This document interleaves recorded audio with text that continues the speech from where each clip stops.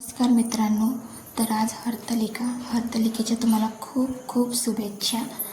हरतालिका हा सण सुवासिनींचा असतो, महिलांचा, मुलींचा. तर या दिवशी सर्व मुली महिला उपवास धरतात.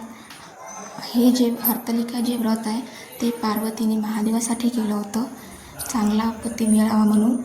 तर आजच्या दिवशी सर्व महिला व मुली उपवास धरतात, चांगला पती मिळावा म्हणून. तर हे बघा, इथे आम्ही पूजेची थाली तयार केली आहे पूजेसाठी. यामध्ये हळद, कुंकू, अक्षदा, गुलाल, फुलं, वस्त्र आणि हे पूजेसाठी पूर्ण फळं जमा केले. आणि आता पूजेची आम्ही पिंड तयार करत आहोत. त्यासाठी ही जी वाळू असते ती चांगली स्वच्छ धुवून घेतली पाण्याने. आणि आता आम्ही ते पिंड तयार करत आहोत. पिंड तयार केल्यानंतर इथे बाजूला पार्वतीचे पिंड तयार केले, 5 पिंड तयार केले. त्या आपण महादेवाच्या पिंडीखाली पण थोडीशी पिंड केली पार्वतीची, तरी पण चालेल. आणि नंतर मग आपण केलेल्या पिंडीला इथे पंचामृतने अभिषेक केला आणि फुलांनी. आणि नंतर मग इथे हळद, कुंकू, गुलाल. तसं तर आपण महादेवाला हळद कुंकू वाहत नाही, गुलालच वाहत असतो. आणि हळद कुंकू जे आहे ते पार्वतीच्या पिंडीवर वाहत असतो. त्यामुळे इथे आम्ही गुलाल वाहला आणि हळद कुंकू जे पार्वतीची पिंड आहे खाली थोडी तिथे वाहलेली आहे.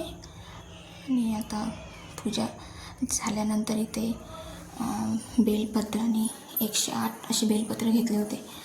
आणि 108 बेलपत्र वाहले. तुमच्याकडे जर बेलपत्र 108 पूर्ण नसतील तर त्या जागी तुम्ही तांदूळसुद्धा यूज करू शकता.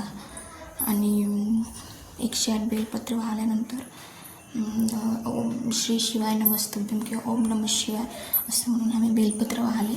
आणि नंतर हे जे पूर्ण पूजेसाठी लागणारं साहित्य, पूर्ण फळं, सर्व प्रकारचे फळं, पानं, सर्व झाडांची पानं असे जमा केले होते. 7, 21, 11 अशा प्रकारे आपण जसे असतील आपल्याकडे तसे आपण पानाच्या पूर्ण जुड्या तयार करू शकतो. आणि सर्व आम्ही इथे 7 अशा जुड्या तयार केल्या होत्या सर्व पानांच्या.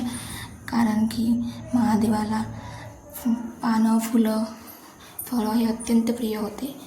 त्यामुळे पार्वतीने तिथे फुलांची, पानांची पूजा केली होती सर्व जंगलातील तोडून. आणि नंतर मग इथे आमची पूर्ण पूजा तयार झालेली आहे. पहिले झाल्यानंतर त्या पूजेवर आम्ही पूर्ण वस्त्र टाकून छान अशी पूजा केली. आणि नंतर मग